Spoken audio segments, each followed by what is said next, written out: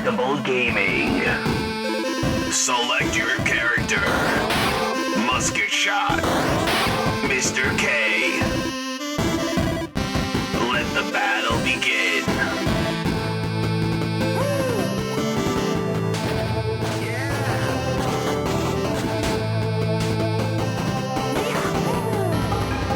Get ready for a battle unknown. 3, 2, 1. Hello and welcome to Indestructible Gaming and more Musket Shot. Alongside me is my co-host, Mr. K. Mr. K, how you doing tonight? I'm doing well. How about you? Doing well, thank you. And how about you, audience? Hello? Anyone? Yeah, we might. Yeah, I mean, your day sounds pretty good. Yep. Just wanted to start off first saying that we had tried to do a giveaway, and we were going to give away two $50 gift cards to any gaming console that anybody wanted, based on the responses to us, saying what episode they liked or whatever, and we really got no responses. Wah, wah, wah. It happens. So nobody won. So that's it.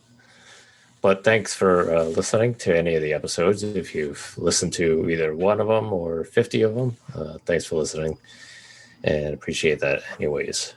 Okay, so our game that we're playing or that we're talking about this episode is a game called Going Under. And it has nothing to do with Australia, by the way. Funny enough.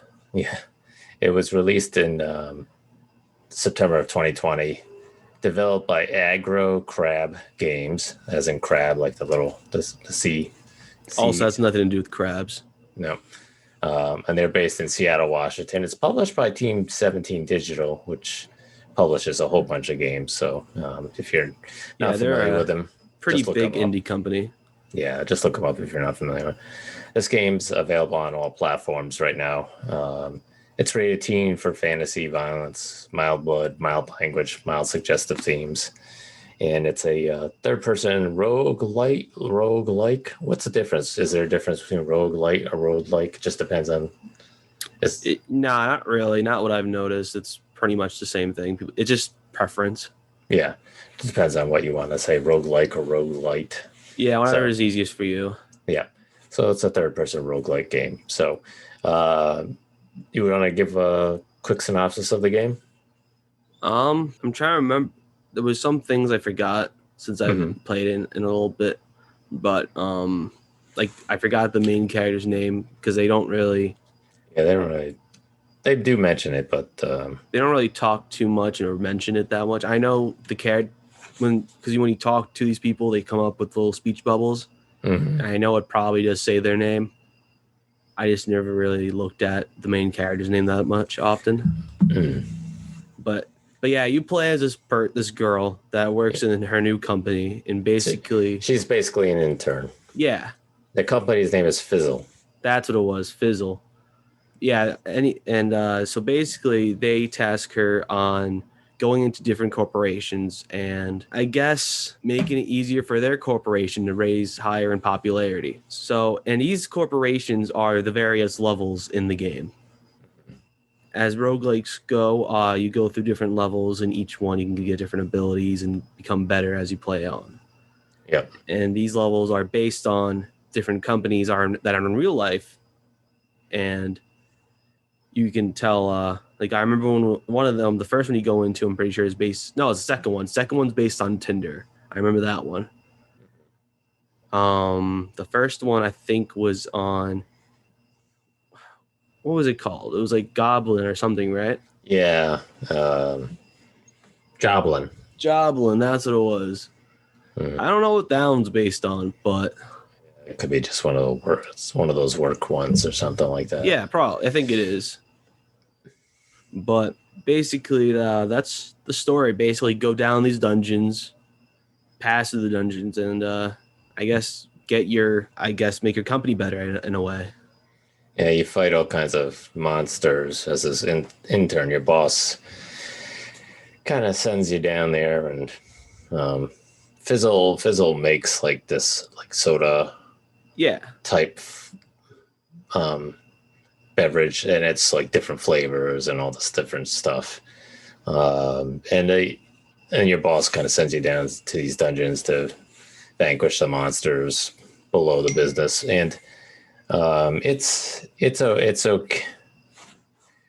It's okay. It's pretty. It's you it's funny because as the intern, you would think that this intern would be like, yeah, right, screw you, I'm not going down there. But it's obviously part of the game. But it's pretty funny. You go down and you can pick up all these. You can pick it pretty much almost anything. Yeah, And use it as a weapon. Yeah, anything in the environment you can pretty much pick up and use and attack your enemies with. It's pretty entertaining. Yeah, supposedly there's like over 200 weapons, something like 5 to 8 dungeons, and then you get different missions that the coworkers will give you, so different objectives and stuff like that. Yeah. Yeah, the people around the office, you'll get to know them as the story progresses. Every once in a while, it does give you some story progress. And as you get to know these characters, you can talk to them while you're going around the hub area. And they will give you certain objectives, which will make you go down previous dungeons you've probably completed or have already done. Yeah. And with that, you can increase their... They give you an item that basically gives you a certain ability or does something with the area and the dungeons in general. Mm-hmm. Like there was one that I use. I think he worked for just a cafe area, Mm-hmm. and basically his whole shtick was he steals things. So you talk to him and he gives you this ability where basically any dungeon you enter, you'll eventually find him in the shop area and he'll give you a random item from the shop for free. And as you do these objectives for these characters, the perk they give you will become better. Like an instance for that one, the next perk after that is he'll have his own shop, and if I remember correctly, he does give you free things as well. It's pretty cool. It does add some replayability, and on top of that, you can gather these certain power-ups you'll just find from doing dungeons normally, and they can give you different abilities as well. Like they can make any item that you pick up bigger. So say you got a pencil, yeah, that's twice the size of your body now. Mm. It's pretty fun to use, and that's one of my favorite power-ups. And you eventually, as you play through the game even more, these badges, I think they're called, you can bring one with you into the dungeon. That way you're not starting out with nothing. Right. And you can even upgrade these to make them even better. Mm. As you know, those go on passively, though. You don't have to do anything for those. You can just play through the game and you'll get them. Yeah, there's a lot of different things you can... I mean, usually when you go down into the dungeon, you go into a room and there's nobody in there to fight, but you can just grab an item to bring into the next room, and Yeah, usually, pretty much. usually in the next room, usually in the next room, there's a couple of people to fight, and they come on you pretty quickly, so you have to kind of be ready to hit them with something. But and the items will break eventually after hitting the monster with it a number of times. So it will tell you, however, it will show you some icon that will tell you that's gonna break. Mm-hmm. I think it just flashes red and then blows up, I'm pretty sure. Yeah. And you usually have like 3 hearts when you go down into the dungeon. So once the 3rd heart is gone, you're dead and kind of kicked out of the dungeon. And then you got to kind of restart from the beginning again, which is typical of roguelike, I guess, right? Yes. And the thing is, with roguelikes, when you play more and more of the game, the more stuff you'll unlock, which is exactly the same case in this game. Each time you fail or complete a dungeon, you will get coins, which you can then use in the hub to purchase new items that you can just find during the game, or new perks or power-ups or whatever. Right. And those can be pretty good too. The thing is, though, they don't. The only time they refresh is when you go, like, say there's like 5 of them there, and I go down into a dungeon and I come back. Those aren't going to be gone. They're going to stay there until I buy them. Mm-hmm. However, if I say I bought 2 of the 5 and went down and then back up to the hub, those remaining ones will be the same, but those 2 will be completely new ones. So there's a certain track they're setting you on when you're buying stuff from the hub. Right. So I'm assuming the more you play and the more you buy, the better the items will get. Mm-hmm. But yeah, that's pretty much how you get new items and stuff. Yeah. The gameplay pretty much stays the same throughout. Go around, dodge, throw, whack. You know? Yeah. I mean, there's a lot of the characters, the way they're drawn are kind of sort of, I don't know how to explain it, just sort of rounded. I do Like kind of they- like it. It's Like they don't nice- have like hands; they just have like rounded got little nubs. arms, like they look like nubs, but they're rounded arms. But I mean, it doesn't really make a difference to the gameplay. It's just, it's not like super high tech graphics or anything like that. But It is pretty. I think it's a pretty cool personality for it. yeah, It it's fits very it. yeah, it's very very colorful. They used a lot of different colors in this game too. Yeah, each dungeon you go into is a pretty vibrant dungeon at that. It's a very nice area. They're very nice areas. Yeah, And each of them seem to have their own personality, own enemies, mm-hmm. and even their own kind of like gist with it. Yeah, Like the Joblin one, I remember you can do certain jobs if you accept them, it'll bring you to like a little gauntlet, and if you beat it, you get a certain reward. And then in the Tinder one, you could match up or pass with these certain people, and if you defeat them in like a one-on-one fight, and these guys will be pretty powerful. mm-hmm. I guess it depends on who you choose, because it could be whoever I guess the game decides to give you. Right. If you win, they could possibly be your friend, and they will aid you in the dungeon. Mm-hmm. That's only happened to me, I think, a couple times. It's kind of hard to do. They can be pretty powerful. Right. But they, like I said, they each have their own gist. So it's kind of cool just to see what their own gameplay is to them, you know? Mm-hmm. Yeah, and there's different coworkers that you can interact with, and like I said, they'll give you different missions, and they'll tell you their thoughts or things on things within work and stuff like that. It's kind of funny sometimes. The only thing I found with some of the dialogue is certain characters, the dialogue bubbles, the print was a little small at times, tough to read some of them. But other than that, some of it was pretty funny, the dialogue. So, and then at one point my character was sent home because they felt I needed rest, so I was able to go to my apartment, I guess, and. Yeah, that will happen every once in a while in the game. Yeah, so I was like, all right, that's interesting.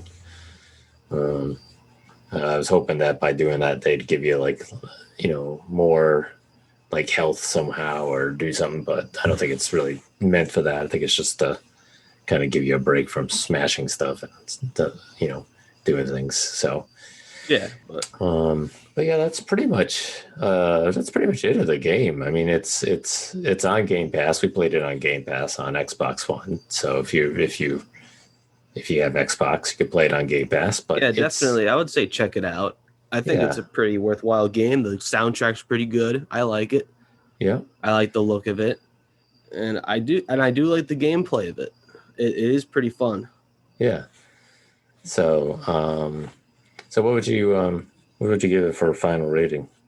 I would have to give it like an 8. I feel like it was good as is, but I feel like it could have been better. Mm-hmm. Like, I don't know. I know Team 17 published it, and I know they didn't develop it. So who are the developers? Aggro Crab Games, which I think this was their first game, because That's what I'm saying. I didn't see any other.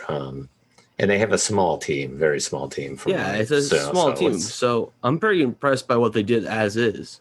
Yeah. So as a roguelike, I think it's pretty good. I think it's a pretty good roguelike. Not as good as the other ones, like the more popular ones. Mm-hmm. But if you like roguelikes, or just check it out. If you have Game Pass, might as well. Yeah. The game is pretty good. Yeah. I would give it a 7. I'm just because roguelikes, they're okay, but I know they're not your thing. Not my thing. So, but it was interesting. It was. I will say it was fun to just be able to grab almost anything in the room and grab it and use it as a weapon. You could use like a potted plant, like a cactus, or you can grab a laptop off of a desk and use it. I mean, it was like you can grab stuff up in the office area and just to grab stuff, smash it and throw it around. So it's kind of fun just to do that type of stuff too. And it's fun to hit some of the the monsters or light them on fire with a blowtorch type thing or something like that. So, so it was pretty cool. But yeah, like I said, it's not my type of game to play all the time. So I'd give it a 7 out of 10. So, okay, cool. So what are we going to discuss next episode? Well, next episode we're playing a game that's also on Game Pass. It came out not too long ago, actually. And if you ever heard of Groundhog Day, this is pretty much the same kind of premise, just on a smaller scale. It's called 12 Minutes, and it's basically you have to break through this time loop where there's, 12 minutes. I'm not going to say anything else other than that, and it's a story-driven game, so I don't want to spoil it. But that's pretty much the premise. Okay. Well, it sounds interesting, and I know we've seen it on one of the game. Yeah, they've been showing it off for a while. At first, I think we were E3. kind of like, all right, I know I said I was interested. You were kind of like, maybe. And I wasn't really big on it at first because I didn't know how they were gonna. Mm-hmm. I didn't know how they were gonna, because they said everything was interactable, so I didn't know how they were gonna implement that into a story-driven game. Mm-hmm. I kind of understand what they were going for. Okay, good. Not gonna go deep into it, but all right, cool. Well, I haven't played it yet, so I can't wait to try it out. Okay, excellent. Yeah, well, that's all we got. Yeah, that's all we got for this. This is probably one of the shorter episodes. Yeah, that's all right. But yeah, we hope you enjoyed going down under. All right, thanks everyone. Yep, not in Australia, but all right. Stay indestructible, folks. Take it easy. Peace. Game over. Hey guys, how's it going? I hope you enjoyed the episode. We're on Facebook and Twitter, and if you go on our website with the same name, you can also find us on all the other kinds of stuff you can listen to us to. Anyways, hope you have a wonderful day, folks. Stay indestructible, and peace.